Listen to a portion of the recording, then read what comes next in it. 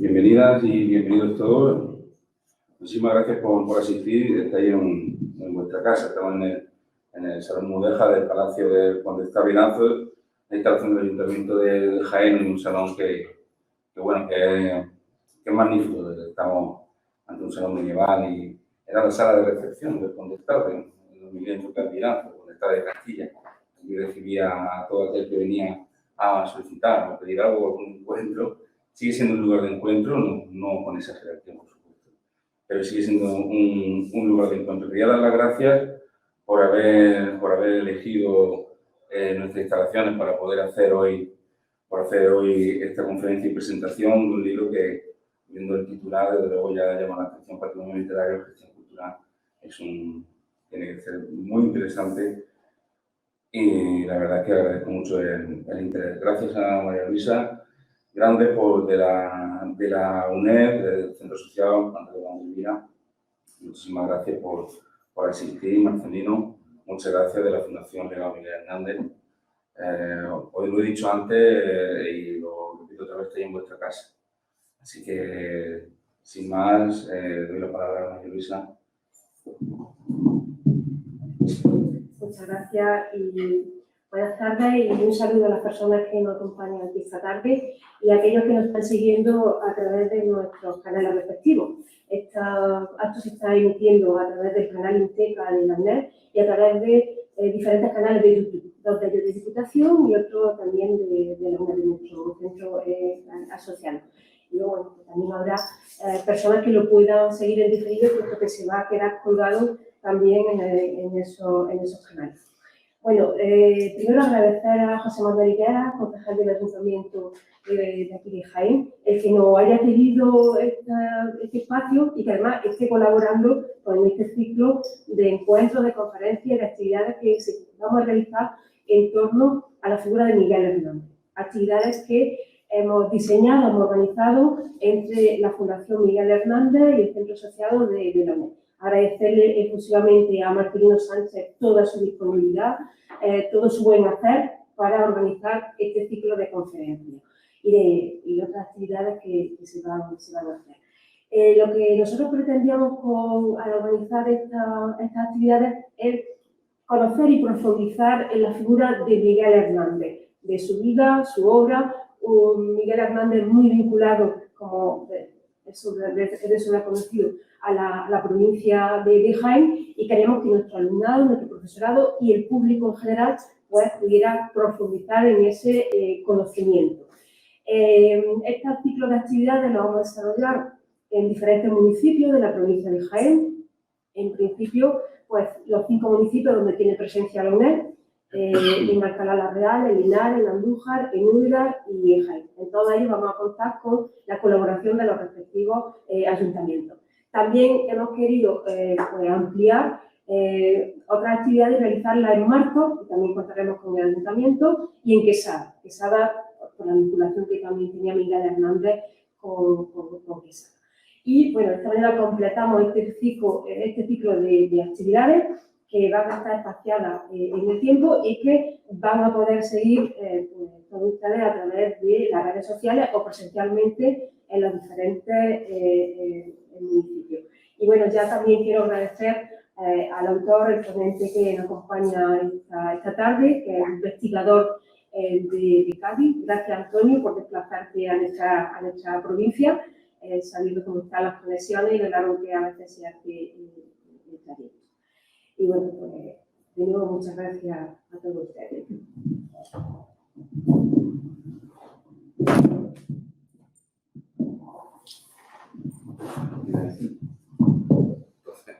Muchas gracias, concejal. Muchas gracias, directora del Centro Asociado de la UNED. Muchas gracias a ustedes por estar acompañándonos en esta tarde, y también muchas gracias a quienes nos están atendiendo a través de estas maravillosas nuevas tecnologías que están haciendo que cada vez seamos más, aunque no nos veamos físicamente, pero sabiendo que están detrás de estas camaritas y que nos animan a seguir organizando este tipo de actividades.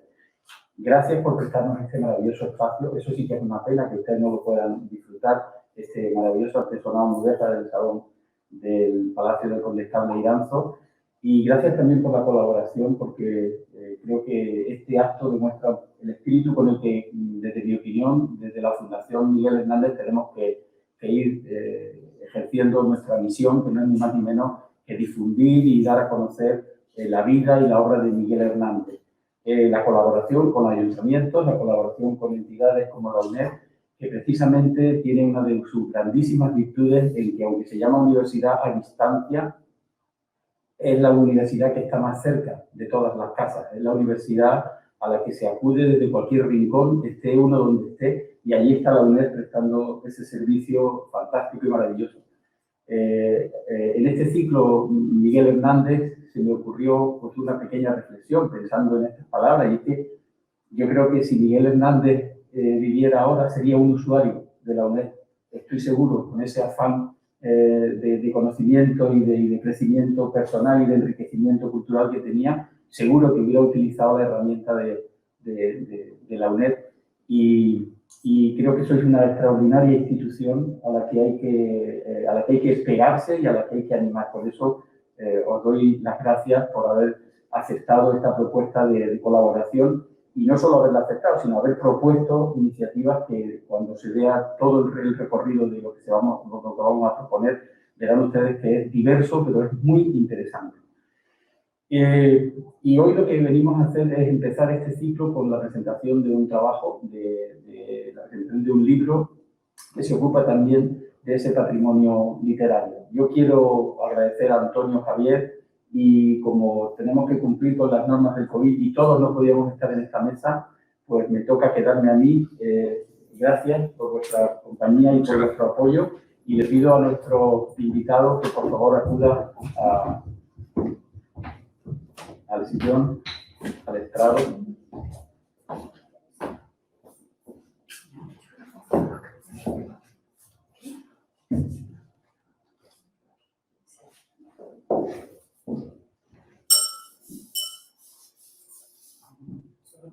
Muy bien, sí, sí, gracias.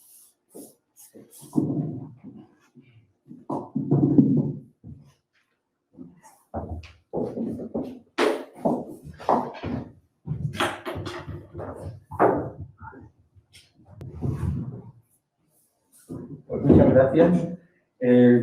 Vamos a proceder a hacer la presentación del libro en un formato que va a ser como una especie, no tanto un diálogo, como que yo voy a ir haciendo algunas pequeñas intervenciones que le den pie al autor, a Antonio Javier González Rueda, a irnos comentando algunas de las claves que contiene este libro.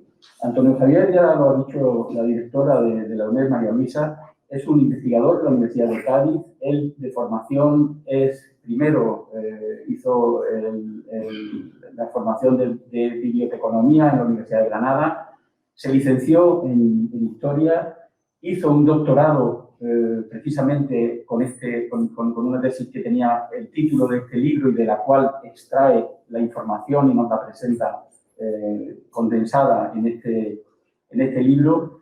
Es amigo desde hace muchos años, y esa amistad se ha fraguado precisamente a través de algo que yo creo que es una extraordinaria virtud, la suya. Además de ser un hombre muy metódico, con una cabeza muy bien amueblada, él es un experto en gestión cultural, él es un experto en evaluación de políticas culturales, él es un experto en planificación estratégica de la cultura. Y en ese sentido, pues yo he tenido la oportunidad de aprender de él de una manera muy intensa, y últimamente compartiendo el máster de gestión del patrimonio del municipio en la Universidad de Córdoba. Y quiero ponerle dos medallas especiales. Me vaya a permitir que ya no voy a hacer más abuso de esta introducción, pero dos medallas principales. Una, él es el editor de una revista que se llama Periférica. Y es una revista que se hace en Cádiz y que ha ido marcando la pauta de la innovación y de la visión extraordinariamente moderna desde hace muchos años, ¿no? ¿Cuántos años? 21 años, ni más ni menos, que está en la vanguardia, colocándonos en cada número delante de los retos, de las necesidades de mejora, de las preguntas, de las soluciones, de las iniciativas más novedosas. y también de un manual de gestión que se llama Atalaya, que es un manual de gestión cultural que yo se lo recomiendo a todas las personas que tengo ocasión de hablar con ella. Él ha participado en muchísimos proyectos de investigación, de evaluación, también con el Ministerio de Cultura, hicieron un trabajo de evaluación muy intenso y, por lo tanto, lo que él sabe, además de plasmarlo de una forma ejemplar, lo ha dedicado a lo que más ama, que eso ya me lo sé y tú lo vas a decir, pero que son los libros, que es la lectura, que es la creación literaria. Y, por lo tanto, esa manera, esa visión, ese conocimiento aplicado a lo que él más ama, da como resultado un libro excelente que yo recomiendo que ustedes accedan a él. Se llama Patrimonio Literario y Gestión Cultural, Fundaciones, Legados y otras tribulaciones. Lo de las tribulaciones no es solo porque rime con fundaciones, sino que después veremos por qué. Y es un libro que además se lee fácil, él tiene habilidad para ir colocando la información, como he dicho, es muy ordenado, muy sistemático y nos pone delante un panorama de información legal, sin ser apabullante, pero es muy útil. Nos pone delante un panorama de conceptos metodológicamente muy bien articulados, nos pone delante una batería de reflexiones sobre lo patrimonial, sobre lo literario, sobre la creación, sobre el papel que las fundaciones tienen que tener en este tiempo y nos pone por delante también, por su carácter también operativo, un repertorio de buenas prácticas y, por supuesto, no podía faltar en una intervención suya, un modelo de gestión. Él propone, se compromete y nos propone cómo cree él que deberían gestionarse estos legados patrimoniales literarios. Antonio, vamos a empezar, si te parece. Cuéntanos tu primera visión, ¿no?, de este Jaén y de presentar tu libro, que es la primera vez que se presenta. En público sí, porque... Buenas tardes, disculpa. Apareció en el mes de junio, plena pandemia, y es la primera ocasión que tenemos de presentarlo. Yo he esquivado las presentaciones virtuales, sé que son útiles, me parece que están bien, pero me apetecía el contacto directo, aunque luego se retransmitiera. Quería empezar dando las gracias, estoy súper contento de estar aquí y al concejal José Manuel, a María Luisa, la responsable de la UNED, a la propia Diputación y luego también a ti. Me resulta muy agradable escuchar las cosas que has dicho de mí, quizá con bastante exageración, pero bueno, te lo agradezco porque sé que lo haces de verdad. Me decías sobre el germen, ¿no?, del libro. Bueno, para mí, el germen del libro parte de que me gusta mucho la lectura. Siempre, al final, creo que lo único la única cuestión que tengo en común desde que tengo 7 o 8 años con la persona que soy ahora es que desde entonces hasta ahora los libros están siempre en mi devenir vital y cuando estaba intentando dar cauce a la tesis doctoral, pues acudí al principio que decía Humberto Eco de que escribe sobre algo que nadie haya escrito, que es la primera condición de una tesis. Si ligamos encontrar un Potosí, como es el tema de las fundaciones, con la lectura, con mi formación de bibliotecario y luego con mi profesión de gestión cultural, yo creo que al final no podía haber escrito otra tesis que no fuera esta. Creo que estaba como encaminado y que lo único que hacía falta era que llegara el momento. Antonio, yo he estado viendo, cuando he estado leyendo el libro y viendo un poco, hay un apartado inicial en el que planteas una relación conceptual entre lo que significa patrimonio literario en el conjunto del patrimonio cultural, patrimonio, herencia, legado, conectado, ¿no?, como patrimonio literario, herencias literarias, legado, y el concepto legado literario de autores, ¿no? Es decir, me gustaría porque es verdad que es un campo que tú mismo lo indicas y que luego he leído en otros autores, que es un campo muy poco frecuentado, muy poco frecuentado, ¿no? Eso de que escribe sobre algo que nadie haya escrito, en este caso es bastante cierto, ¿no?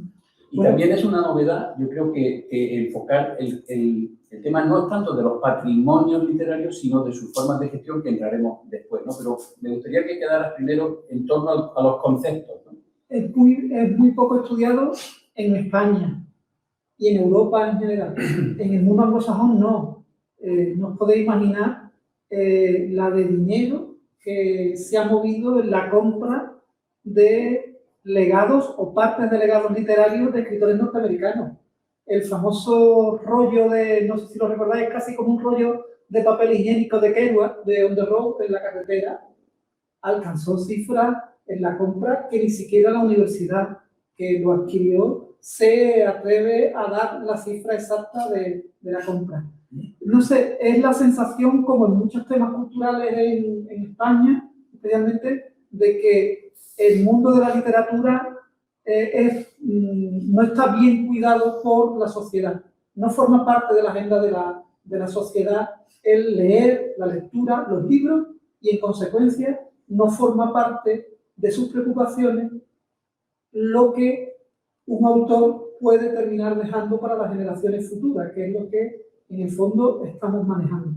Luego hay una segunda idea que a mí me parece que es la clave de Bóveda, por la cual hace 100 años a nadie se le ocurría hacer un museo de un escritor o una fundación de un escritor o conservar el legado de un escritor, que es cómo ha evolucionado la idea del patrimonio en España y en Europa y en general en el mundo. Tenemos fundaciones de escritores, tenemos legados de escritores, protegemos algunos legados de escritores, fundamentalmente porque ha cambiado el punto de vista de entender el patrimonio. El patrimonio hasta hace 40 o 50 años era algo objetivo. ¿Qué quiero decir con algo objetivo? Pues que las pirámides de Keops, Kefren y Micerino, Napoleón las vio y entendió que eso era patrimonio. Había que conservarlo, había que expoliarlo también, ¿no? Y había que difundirlo, darlo a conocer. Desde hace 40 o 50 años se producen fenómenos que hacen que el patrimonio haya dejado de ser algo objetivo para pasar a ser subjetivo. ¿Y qué quiere decir que un ser subjetivo? Pues que la sociedad decide que algo es patrimonio. El ejemplo clásico lo tenéis con los cercanos patios de Córdoba, ¿no? Hace 60, 70 años, los patios de Córdoba, nadie hubiera dicho que había que considerarlos patrimonio, que hay que conservarlo, que hay que protegerlo, que hay que difundirlo. En eso está la clave de que empecemos a tener protección, difusión de legados de escritores. Y con todos estos elementos, pues sale el cóctel de parte de este libro. Y cuando hablas de los legados literarios, ¿no? Y de sus formas de gestión, ¿qué panorama te encuentras, ¿no? Vamos a descender ya al objeto concreto, ¿no? Es decir, ¿qué panorama tenemos en España? Ya has dicho que en el mundo anglosajón hay Distinto. Es otro mundo. ¿Qué panorama tenemos en España y en Andalucía? Bueno, yo en España, pero en especial en Andalucía, yo lo calificaría como la burbuja cultural. ¿Qué quiere decir con la burbuja cultural? Igual que existe una burbuja del ladrillo, la de la construcción, que todos conocemos con la liberalización de la ley del suelo y estas barbaridades, si se me permite, hubo una burbuja con el tema de las fundaciones de escritores. Es decir, hubo un determinado momento, entre los años 80 y 90, esas 2 décadas, en que hubo una eclosión de fundaciones para proteger el legado de determinados escritores. El panorama o el balance que hago un poco el balance que hago en el libro es un balance bastante agridulce. No quiero lanzar mensajes negativos porque yo creo que con la pandemia que hemos pasado en cultura habría que lanzar también mensajes de ánimo, ¿no? pero esos años 80 y 90 fueron años de malas decisiones, de gasto a veces mal orientado. Y sobre todo, yo partía en la tesis con una premisa que la propia tesis me la cambió. Yo pensaba que se había gastado mucho dinero en poner en valor el patrimonio de escritores. ¿Por qué me parecía a mí? Porque había muchas fundaciones. Cuando comienzo con la tesis y continúo, lo que me doy cuenta es que no era verdad. Había habido muy poco gasto público en defender, en proteger, en poner en valor el legado de escritores. Lo único que el poco que había se había concentrado en la fundación. En la provincia de Cádiz en concreto, que es la que tomo como trabajo de campo, porque es la que me resulta más cercano, es absolutamente abrumador. En un cierto páramo cultural llegamos a tener 9 fundaciones de escritores en una provincia cuyos índices de lectura no son precisamente los más brillantes, con problemas de equipamientos culturales básicos, con problemas de biblioteca. Y entonces hablo de burbuja en el sentido de que las fundaciones fueron la muestra de esa burbuja. ¿Y en España en general qué panorama hay? En España el panorama es mucho más desigual. No hubo esa eclosión. Fundamentalmente la fundación, no sé si recordáis la Fundación Camilo José Cela, que es la crónica de una mezcla de, llamaríamos, novela rosa con novela negra, con crónica judicial, porque ahí está todos los elementos que podemos buscar, los podemos encontrar ahí. Creo que actuó como vacuna. Fue tan pronto el escándalo y la mala gestión del legado, por otra parte, interesantísimo de Camilo José Cela, es decir, me parece que son casi todas ocasiones fallidas, que algunas familias de escritores, algunos políticos, vieron que quizás no había que actuar de esa misma manera y corrigieron el tiro. En España, de una manera más desigual. En Andalucía hubo una concentración quizás de fundaciones que, como veremos más adelante, algunas acertaron y otras acertaron menos. Y las estrategias vamos a entrar en lo que sería las formas concretas de gestión, ¿no? de esos legados, ¿no?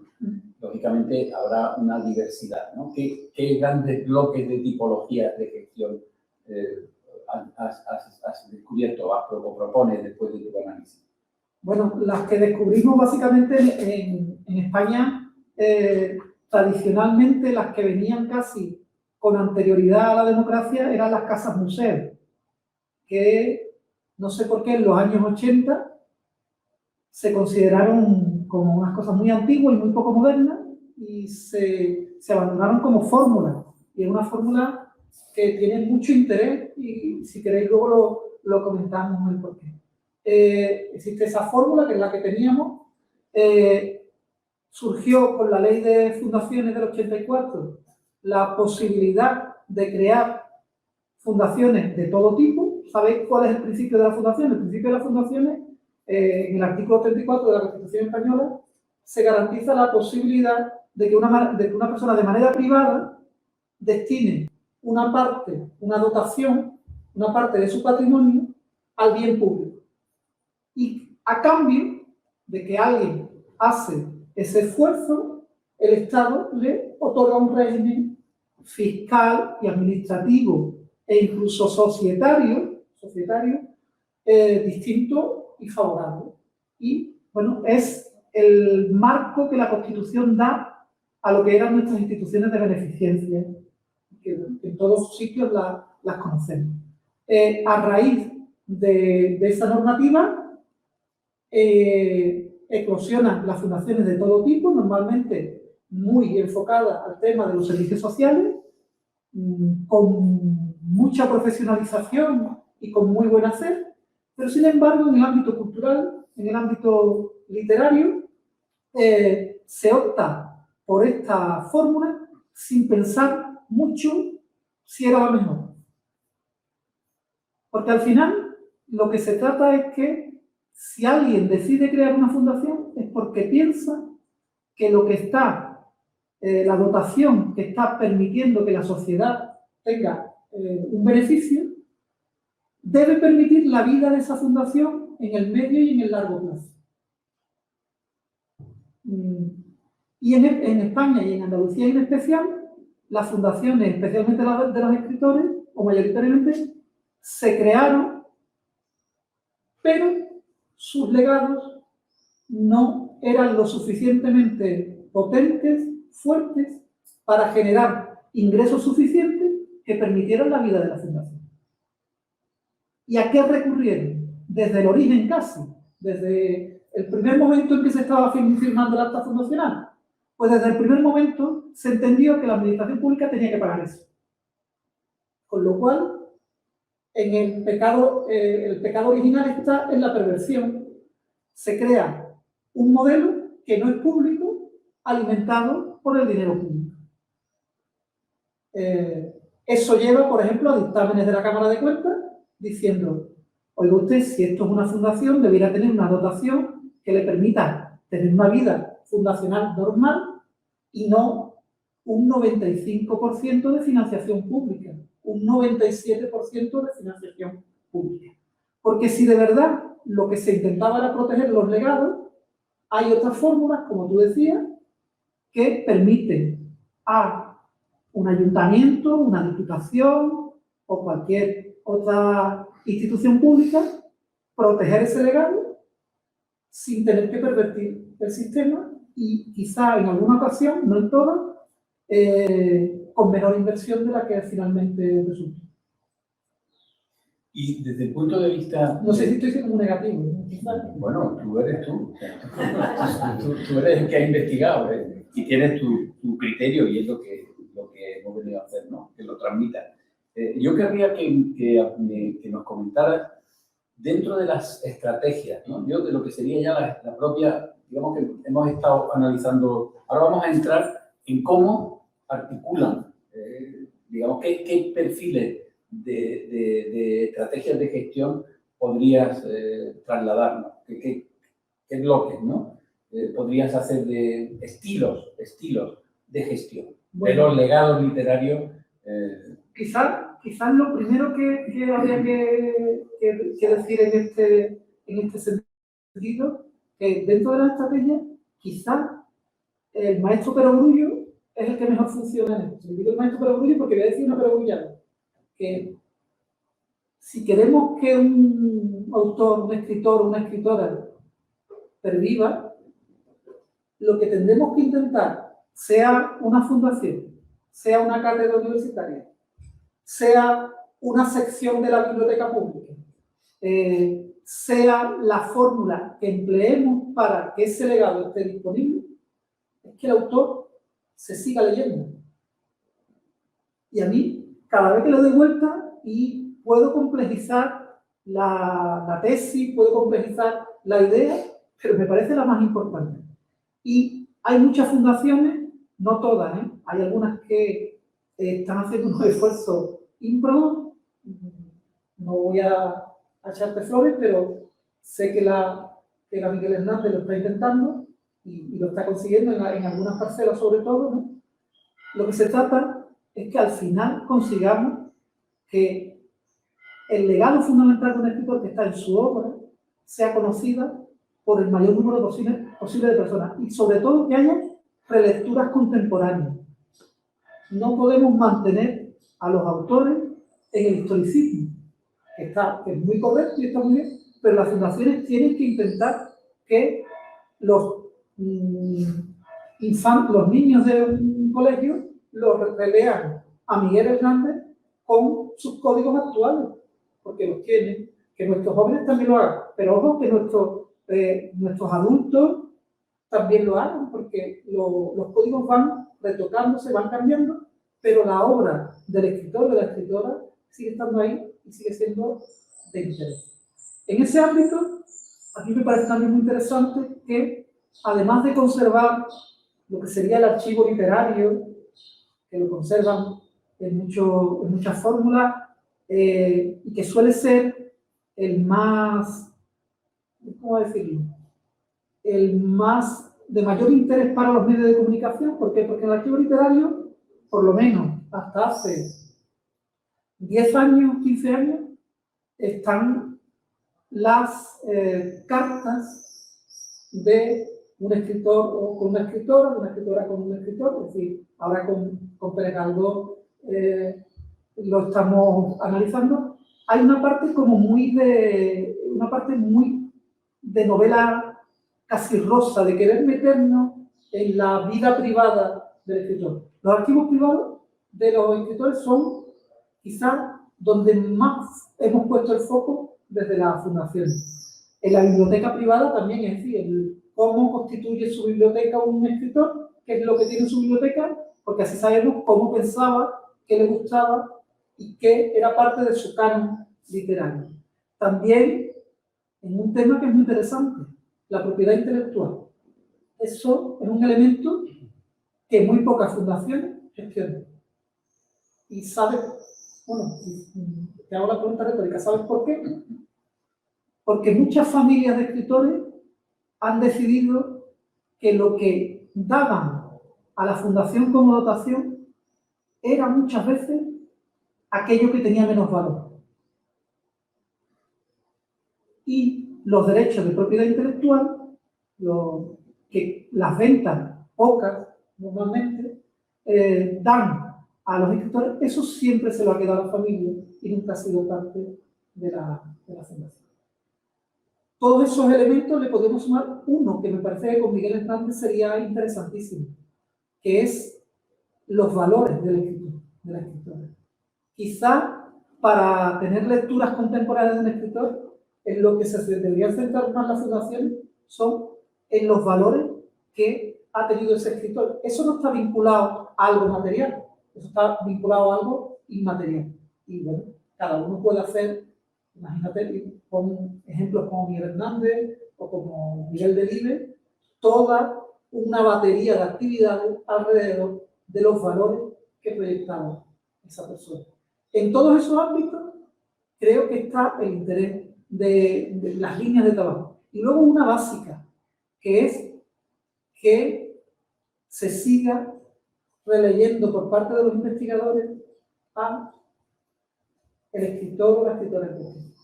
Y eso hay muy poco hecho ahora mismo. Es decir, casi no hay premios a tesis doctorales en el ámbito de los legados literarios, no hay premios a investigadores, no hay acuerdos con universidades para que investiguen pues, la parte menos conocida de la obra de determinado escritor. Ahí está prácticamente como si fuera un erial. Y en Estados Unidos, por ejemplo, ese es uno de los focos en los que se trabaja más en el tema de eso. Comentas en el título lo de las tribulaciones, y yo he dicho que no era solo porque rimara con fundaciones, ¿no? Y como buen gaditano que eres, ¿no? Y esa guasa que tenéis... Yo soy soso, ¿eh? Ya, tú eres un gaditano soso, pero tienes guasa. Sosa, pero tienes guasa. Lo de las tribulaciones tiene que ver con las viudas. Tiene fundamentalmente que ver con las viudas, porque nos hemos, bueno, si lo podéis fácilmente vislumbrar, es un mundo, el de los escritores, el de los legados literarios de los escritores, el de las fundaciones literarias de los escritores, el de las cátedras universitarias de escritores, el de los museos de escritores. Es decir, todas las fórmulas jurídicas que empleen es un mundo que tiene una cosa en común. Es profundamente machista. Muy machista. Y hay un foco puesto en las viudas. En España, centrado en dos representantes específicas, que es la viuda de Camilo José Cela y la viuda de Rafael Alba. Y eso, de alguna manera, concentra la peor bilis que yo he visto en mucho tiempo en temas de esto. Y luego, el mundo literario es un mundo profundamente caimita. Hay poca gente moviéndose alrededor de él, tanto en la parte comercial como en la parte creativa, pero yo no he visto tanta gente enfrentada como en la vida de Brian, ¿no? Al final casi son grupúsculos de grupúsculos de grupúsculos y con unos niveles de enfrentamiento. Pero volviendo al tema de las viudas, el papel de la familia es un papel muy importante en las fundaciones, porque si la familia tiene interés en el legado de ese escritor, de esa escritora, hará todo lo posible para que la fundación tenga vida real. Si la familia no tiene interés en ese legado, o tiene un interés más comercial, pues la fundación o la fórmula jurídica que sea, pues dormitará, sobrevivirá y en algún caso, como digo, se convertirá casi en un zombie. Pero en el caso de las viudas en concreto, surge el machismo, por ejemplo. Os quería, si me permite, leeros un comentario de un paisano de Uber.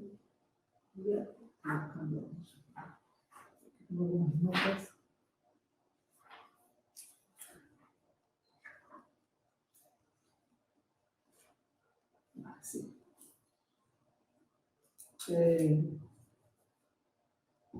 Había una polémica en Asturias con una posible fundación que se iba a crear a partir del legado de Ángel González. Por cierto, legado físico bastante raquítico, en el sentido de que difícilmente hubiera permitido aquella idea de que la fundación tenga vida en el medio y el largo plazo porque la dotación fundacional permite dicha vida, ¿no? Lo que quiero decir es que si estuviéramos en el caso de un escritor o una escritora que dona su casa, dona su biblioteca y dona una pequeña herencia económica que tenía a la fundación, todos estaremos de acuerdo que esa fundación puede tener una vida en el medio plazo porque puede cobrar entradas por entrar en la casa museo, puede hacer pequeñas actividades y la ayuda pública sería mínima. Pero cuando el legado muchas veces se circunscribe a una selección de libros, una parte del género epistolar, eso no genera recursos económicos, ¿no? Pues en el caso de Asturias, con Ángel González, la viuda interviene en el proceso y pone algunos impedimentos a una idea que estaban fundamentalmente lanzando Joaquín Sabina y Luis García Montero. Y dice Sabina en unas declaraciones, lo demás lo dice sin matices: hay un cáncer ahí que se llama cáncer de las viudas de los escritores. En fin, me dice que me calle, no merece la pena. Lo que tienen que hacer los asturianos es conservar como un tesoro la memoria de él. Cáncer de las viudas. Y dice el premio Cervantes y poeta chileno Nicanor Parra, con cierta ironía, un poema que me parece muy divertido y os leo para que también veamos cómo hemos entendido el papel de esas viudas. Porque no hay viudos. ¿Por qué no hay viudos en fundaciones literarias? Es que casi no hay mujeres que sean titulares de fundaciones, delegados de escritores. Es curioso, ¿no? Que ni siquiera cuando ya estamos en, digamos, en las últimas décadas de vida de algunas escritoras que ya llevan 40, 50 años de periodo de su vida dentro de la democracia, seguimos teniendo muy pocas fundaciones. ¿Por qué? Y decía Nicanor Parra en un poema. Se llama Lo que yo necesito urgentemente. Lo que yo necesito urgentemente es una María Codazzi que se haga cargo de la biblioteca. Alguien que quiera fotografiarse conmigo para pasar a la posteridad. Una mujer de sexo femenino. Que no coleccione nuestros traveler checks. Sueño dorado de todo gran creador. Es decir, una rubia despampanante. Que no le tenga asco a las arrugas. En lo posible de primera mano. O tal vez una mulata de fuego. No sé si me explico. Honor y gloria a los veteranos del 69. El tiempo no transcurre como una viuda joven en el horizonte. Se resolvieron todos los problemas. El ataúd se ve de color de rosa. Hasta los dedos de guata, provocados por los académicos de Estocolmo, desaparecen como por encanto. Sí, en un mundo, no sé si mi preocupación por tener 2 hijas, por lo que sea, me hace que lo diga con... Y sigo viendo en muchas cuestiones comportamientos muy machistas en este ámbito. El por qué se apuesta por determinados autores para conformar, para preservar su legado y por otros no. ¿Cuáles son las razones que podríamos hablar? Cuando tengas que hacer la ampliación del libro y cuando hagas una recapitulación de las fundaciones y estudies la nuestra, verás que en nuestro caso, tanto Josefina Manresa, ¿no?, que fue la gran valedora del legado de Miguel Hernández y que tanto sufrió para conservarlo y para mantenerlo y para custodiarlo en momentos en los que lo que querían era que desapareciera, pero incluso después, ¿no?, la generosidad con la que han afrontado siempre ese espíritu de que Miguel tenía que estar entre la gente, ¿no?, y su obra también, y la manera en la que se sigue relacionando con nuestra fundación, yo creo que evidenciando ese espíritu que tú has dicho, ¿no? Es decir, lo que quieren es que se hagan cosas, que se hagan bien, que se hagan con respeto, que se hagan con entusiasmo, ¿no? En fin, que cuando las tengas que estudiar, nos criticarás por otras cosas, pero por esas, no. Me decías con lo de la continuación del libro. El libro lo lee un crítico del cultural de a veces, Santos Sanz, y en un correo electrónico me dice, me encantaría, algo así como me encantaría que lo amplificara al ámbito nacional, pero te quiero bien y no te lo recomiendo. Bueno, yo sí te lo recomiendo porque creo que es necesario. Sí, pero entrar en el ámbito de CELA, esos ámbitos, puede ser, vamos, querella, pero yo secuestro de libros todavía hay, ¿no? Yo te preguntaría ahora que nos pongas buenos ejemplos. Bueno, y que nos digas por qué, claro. La pandemia está haciendo, no sabéis,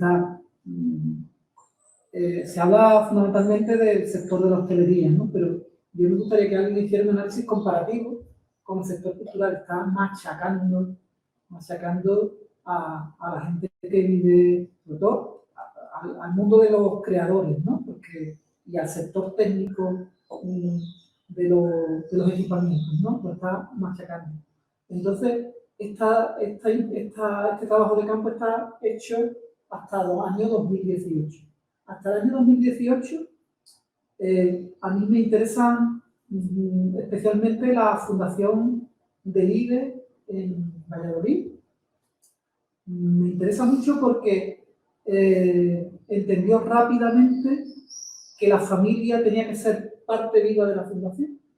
Y luego entendió muy bien una cosa que aquí en España no se entiende bien. Las fundaciones tienen, esto quizás sea demasiado técnico, tienen sus maneras de gestionarse a través de un patronato.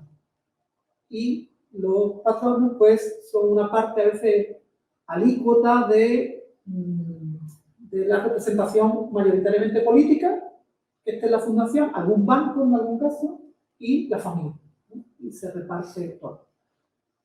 Son patronatos en los que yo he estado en algunos, pues se dirimen los temas de la fundación con más frialdad que, no sé qué ejemplo poner, pero como si fuera un témpano de hielo. Es decir, no hay ningún entusiasmo, ni ningún amor por el legado, ni por los autores, ni por lo que se está haciendo. Y sin embargo, en Estados Unidos, este tipo de fundaciones, ser patrono de ellos es un honor. Y, ojo, sin remuneración. Y el que es patrono y lo acepta, sabe que su trabajo para esa fundación, ¿sabe cuál es? Conseguir dinero. Ese es su trabajo. Y si acepta formar parte de una fundación, es porque va a poner todo su empeño en conseguir recursos, dinero, aliados en la fundación. Y en España, los patronos no hacen eso. Y ahí hay una verdadera pena. Entonces, en el caso de la Miguel Delibes, eso lo entendieron bien. Miguel Delibes, la persona que da nombre a la fundación, tutorizó en vida con ese carácter milimétrico que tenía escribiendo, ¿no? que escribía también, pues planificó esa fundación que da gusto verla. Se ve hasta su manera de entender la literatura, se ve hasta en cómo organizar la fundación. Y me parece que lo ha hecho muy bien hasta ahora y que cuando recupere la pandemia pues habrá que volver a valorarlo. Y luego a mí me interesa mucho lanzar la idea, que la lanzo siempre en todos los sitios que voy, pero que no me hace mucho caso, pero bueno, que es la idea de que las diputaciones crearan una fórmula parecida a la Casa de los Legados. Hay en todos los pueblos de nuestra provincia, de Cádiz, de Jaén, pero de Valladolid, hay escritores que quizás no sean muy conocidos, que no sean del mainstream, pero que tienen una obra interesante y que tienen un legado, un archivo literario, una pequeña biblioteca, unos valores, un contexto que creo que sería interesante conservar y que ahora, con la revolución de lo digital y del Big Data, es mucho más fácil conservar que hace 20 o 30 años. ¿Por qué no tener iniciativas desde lo público sin tener que montar grandes estructuras en las cuales se pudiera integrar esos legados en una casa de los legados, una casa de los escritores, como queramos, en la cual tengamos un vínculo con esa memoria que de otra manera, pues evidentemente se perderá. Y eso me parece que, bueno, una buena práctica la Miguel Delibes y una idea de futuro, esa idea de aprovechar personal técnico, documentalistas, gestores culturales, bibliotecarios, profesores de universidad, y ponerlos a trabajar sobre un conjunto de legados. No sobre el legado, a veces caprichoso, de una determinada. Y eso, en el caso de Cádiz, me lleva a una reflexión también con lo de las tribulaciones sobre el tema de la Fundación Alberti, ¿no? Una fundación que, bueno, no tenéis por qué conocerlo, pero que es una fundación que empieza en la Diputación Provincial de Cádiz, pasa luego al Ayuntamiento del Puerto y que ahora mismo está en proceso de disolución. Y para mí me parece que la fórmula utilizada de la fundación está en el pecado original del fracaso en la divulgación del legado de Alberti. Porque al final todo lo que ha pasado en ese legado de pleitos, apropiaciones, digo apropiaciones porque ha habido apropiaciones con sentencias judiciales, todo ese entramado, a veces hasta casi de novela negra, como decíamos antes, ha hecho que al final lo más importante que era que el puerto de Santa María fuera la ciudad de Rafael Alberti, no lo sé. Y que pudiéramos, con lo fácil que es, releer con lecturas contemporáneas a la poesía de Rafael Alberti, no lo estemos haciendo. Y que hayamos dilapidado cientos de fondos públicos y al final el objetivo no se haya conseguido. Haces un repertorio, haces una selección de buenas prácticas, ¿no? Yo creo que es también un libro muy, muy práctico, muy operativo para los sectores culturales, ¿no? De hecho, para mí lo ha sido, lo está siendo y lo va a seguir siendo, ¿no?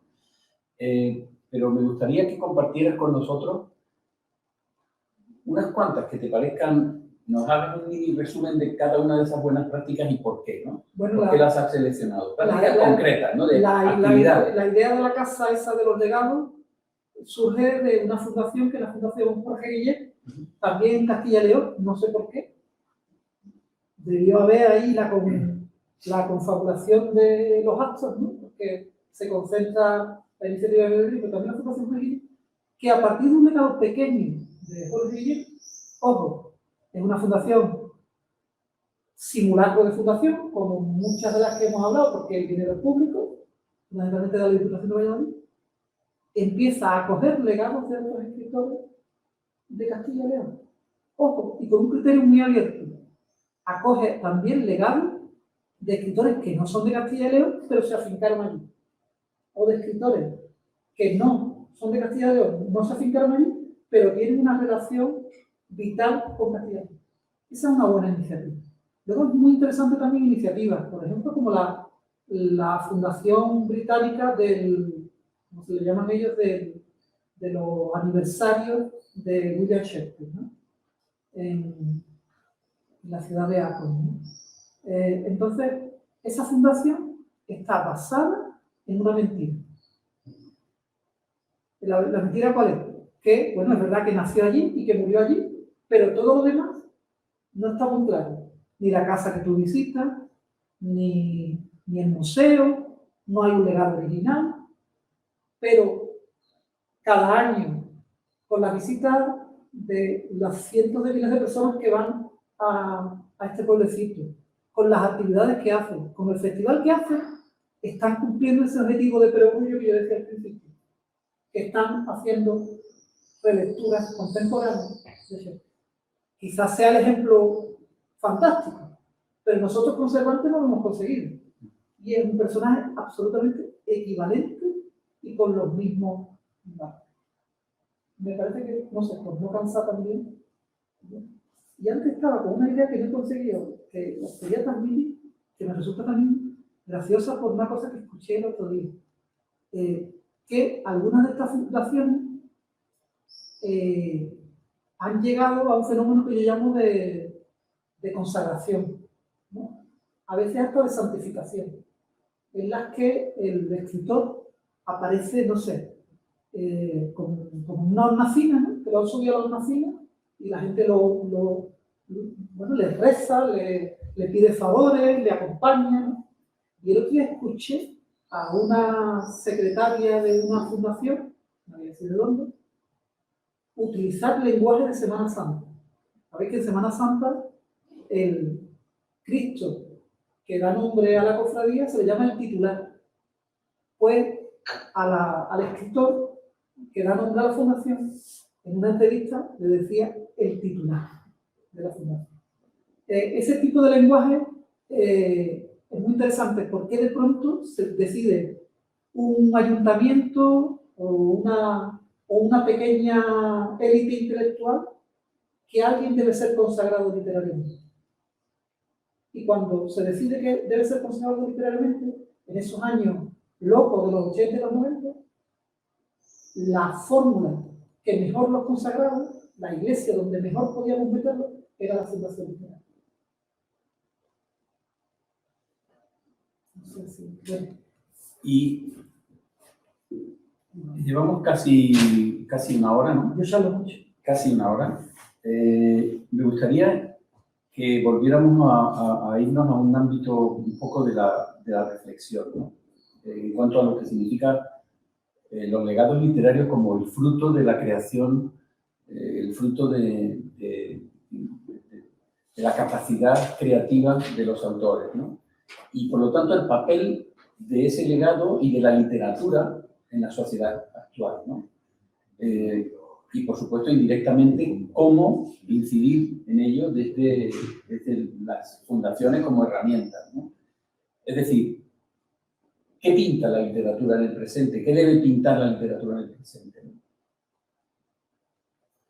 Al final los legados, la conclusión con la que me quedé si me pidieran un titular es que el legado de un escritor al final es materia y memoria. Materia ya lo entendemos todo, pero sobre todo es memoria. Y creo que la sociedad no puede vivir, o no debería vivir, sin la memoria que aportan ellos, porque esa es la que está alimentando luego indirectamente y directamente a los que leemos, pero todos los discursos que configuramos la gente que leemos llegan también a la gente que no lee. La construcción de los temas de agenda que están socialmente ahora en movimiento, etc. Yo creo que la literatura tiene esa parte de memoria, quizás caleidoscópica, ¿no? De muchas memorias pequeñas que es lo que a mí me gustaría que se quedara como idea, es decir, la necesidad de seleccionar de cada escritor aquello que ayuda a la memoria de la sociedad. Yo creo que por eso no podemos dejar de vivir. Y sabemos que la lectura no es mayoritaria en España, sabemos que el intelectual ese que representaba también Francisco Umbral en el inicio de la transición ya no existe, es decir, ya no se llama a la televisión a un debate a un escritor a opinar, como se hacía en los tiempos aquellos de la clave, no sé si recordáis programas de estos tan antiguos ahora. Es decir, el papel del escritor intelectual se ha diluido, ha desaparecido, no tiene sentido, pero a mí me parece que la relectura sí tiene sentido y que son las que ayudan a conformar la idea del mundo de hoy. Al final, todos los escritores reflexionan básicamente sobre amistad, amor y muerte, que si os fijáis son las mismas conversaciones que en el fondo, sin querer abordar alguna de ellas, tenemos todos los humanos: amistad, amor y la finitud de la vida, que es la muerte. Muy bien. Yo no tengo más cuestiones que plantearte, pero sí que creo que se sigue distribuyendo a través de Lancia el libro, Sí. y se sigue distribuyendo también a través de libros CC. Pues yo recomiendo a... Y está también en Amazon, que no deberíamos mencionar, Yo no porque ya tiene menciono, publicidad. yo no lo he mencionado. Yo tampoco debería. Pero yo lo que recomiendo es que quien esté interesado y interesada, Está en ebook también. eso es, que vayáis a vuestra librería habitual, que también es un hábito muy saludable, y que le preguntéis a vuestros libreros y libreras que busquen el libro, porque está y existe y os lo pueden facilitar. Y por mi parte, pues nada más. Agradecer a la UNED, agradecer al Ayuntamiento la cesión del espacio y la colaboración. Agradecerte, Antonio, tu trabajo, porque para mi trabajo actual me está siendo muy útil. Lo recomiendo para quienes quieran acercarse a la gestión cultural, porque aunque es específica de los patrimonios literarios, tiene un repertorio de iniciativas excelente, excelente. Y bueno, pues nada más. Decirte que ha sido un placer y que por favor cierres el acto. No, yo simplemente que me encanta hablar de este tema y espero que la pasión no haya llevado también a un mensaje negativo sobre la situación de los legados literarios, pero tampoco quería engañar con el contenido del libro y con las cuestiones. Yo creo que al final cuando hay cosas que se pueden mejorar, un buen diagnóstico es clave en lo que hacemos. Y luego me sentí muy a gusto, o sea que os agradezco la compañía y sobre todo que sigáis leyendo, que sigáis apoyando la protección de los legados. Muy bien. Pues voy a incumplir mi palabra porque quiero recordarle que mañana, también con Antonio, y a esta misma hora, a las 7:30 que hemos empezado, vamos a presentar desde la sede de la UNED en Úbeda otro libro interesantísimo que se llama El pueblo y yo, y que es una verdadera aventura de descubrimiento de... Cuento un poquito para motivar, ¿no? Cuéntalo tú. ¿Pero cuánto tengo de tiempo? Nada, tienes que darnos una pincelada para animar. No, mira, tiene que ver con este tema, ¿no? De hecho, incluso tiene mucho que ver con este tema. Haciendo esta investigación, estaba buscando recursos en vídeo, que en las universidades americanas hay muchísimo, en España poco, pero buscando de un poeta de la provincia de Cádiz del 27 que se llama Pedro Berescote. Un poeta que, por cierto, tiene unas cartas hermosísimas con Miguel Hernández, sí, y que vosotros tenéis digitalizadas, y que gracias a que tenéis digitalizadas hay mucha gente que las conoce. Y si no las tuvierais digitalizadas, eso quedaría en el arcano perdido eso como detalle importante, ¿no? Entonces, buscando, descubro por un rebote de una búsqueda de esta en recursos electrónicos de la biblioteca de la universidad, descubro que hay un documental australiano rodado en el año 1981 en el pueblo de ese pueblo. Y a partir de ahí empiezo casi un viaje, no sé si iniciático, llamarlo, que me lleva a hacer un ensayo sobre cómo era la España rural de 1981. Solo un detalle. Imaginaron en un pueblo de Andalucía del año 81 unos guiris, a la nacionalidad daba igual, unos guiris que entran en el pueblo con un coche británico, conduciéndolo en el lado derecho, ¿vale? Un coche despampanante, con una cámara y un equipo de sonido. Y a partir de ahí, pues lo que podamos ya contar mañana. Yo recomiendo que estéis atentos y que podáis acompañarnos también mañana. Antonio, muchas gracias a todos ustedes por habernos acompañado.